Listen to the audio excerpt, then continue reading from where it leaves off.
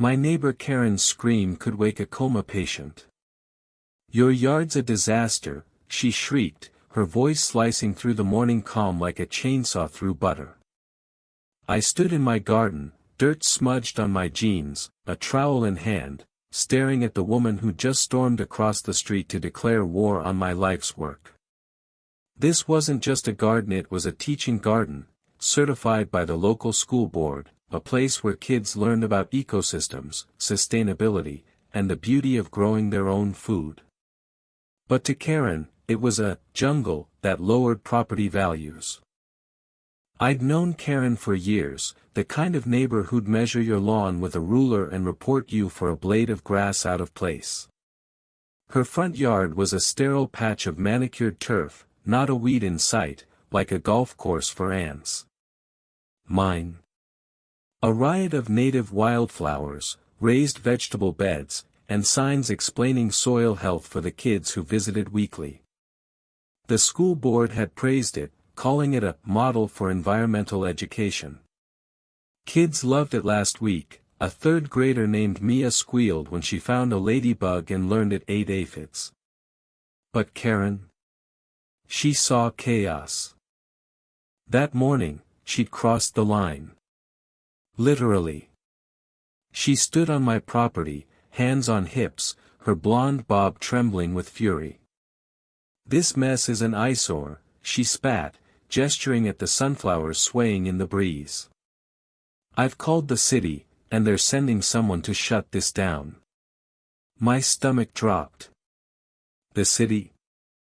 I jumped through every hoop to get this garden certified, permits, inspections, even a presentation to the school board. I'd turned my yard into a classroom, not a landfill. But Karen's voice had that smug certainty, the kind that made you want to scream or laugh or both. I took a deep breath, gripping my trowel like a lifeline. "Karen, this is a teaching garden. The school board approved it. Kids learn here." My voice was calm, but inside, I was boiling. She rolled her eyes, her manicured nails tapping her phone screen. "I don't care about your little project. It's lowering my property value. I'm selling next month, and no one wants to buy next to this." She waved at a bed of kale like it was radioactive. Before I could respond, a car pulled up. Out stepped Mr. Thompson, a school board official who'd championed my garden from the start. He was a wiry man with glasses, always carrying a clipboard like a shield. His face was pale, clearly dreading whatever he'd been dragged into. "I got a call about a complaint," he said, glancing nervously between us. Karen pounced. "This yard is a violation. It's unkept, unsafe, and a disgrace to the neighborhood." Unsafe? I nearly laughed.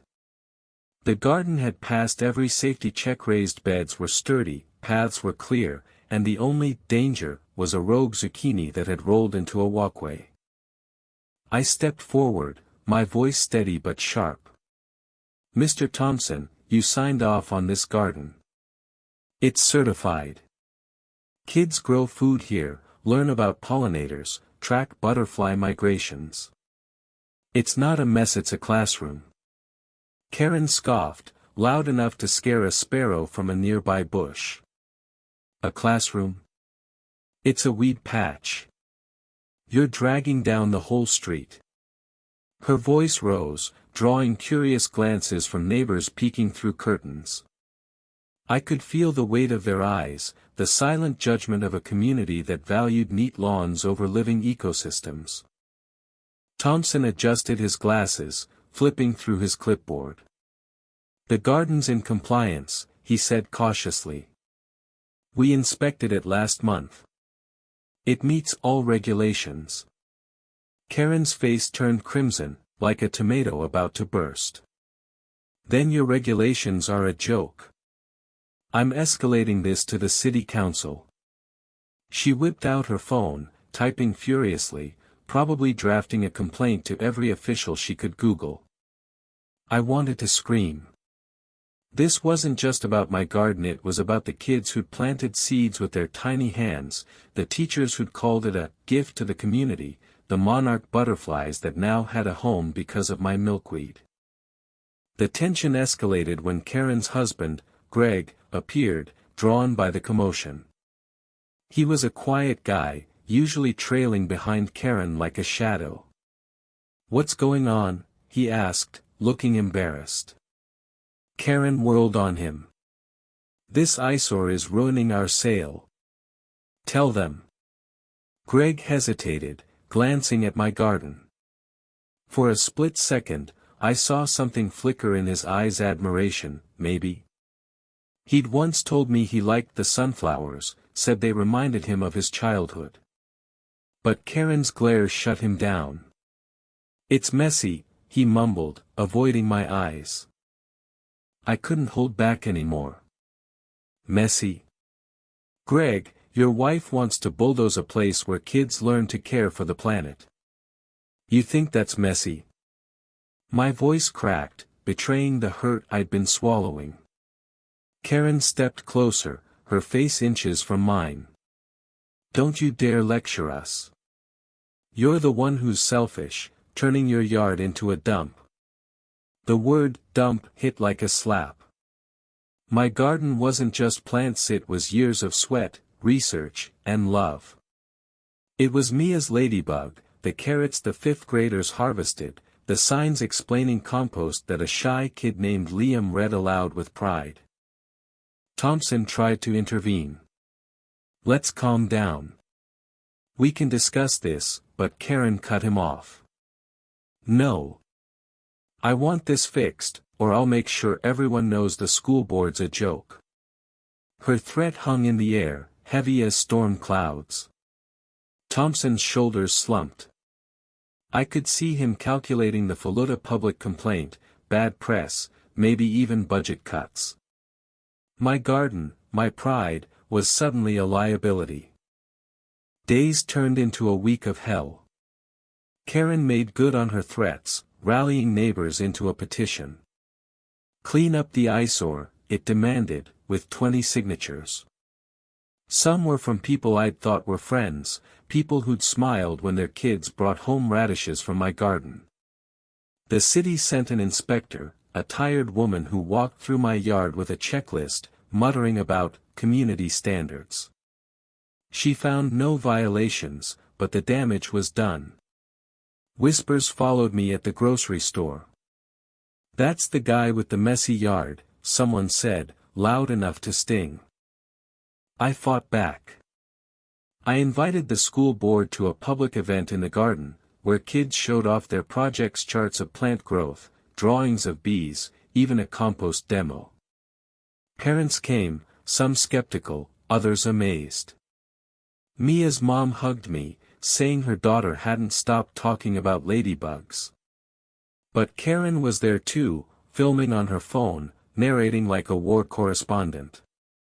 "This is what they call education," she sneered, posting it online.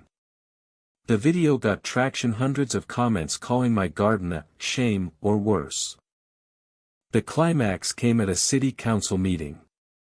I'd prepared a presentation, complete with photos of kids gardening and letters from teachers. Karen showed up with her petition and a PowerPoint titled "Neighborhood Decline." She spoke first, her voice dripping with righteous fury. "This so-called garden is a blight. It's driving down property values and making our street look like a slum." The council listened, stone-faced.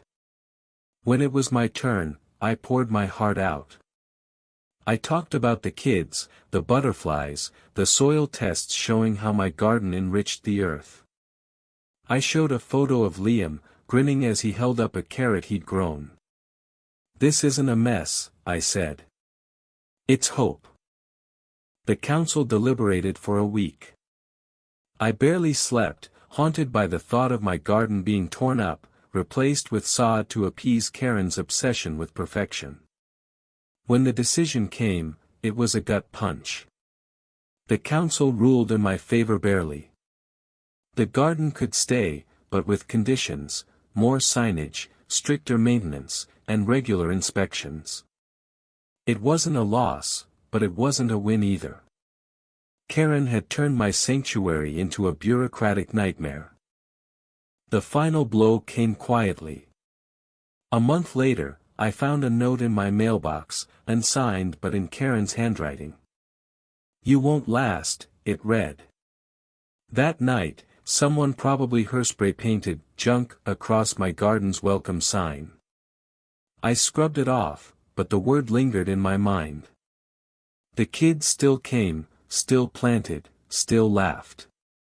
But every time I weeded, I felt Karen's eyes from across the street, waiting for me to slip. I'd fought for my garden, for the kids, for the earth. But the cost was heavy. Neighbors divided, trust broken, my joy tainted. Karen sold her house and moved, but her shadow stayed. The garden thrived, yet I couldn't shake the bitterness. I'd won, but at what price? What do you think? Was I right to fight for my garden, or should I have compromised for the community's sake? Where does the line fall between personal passion and collective harmony?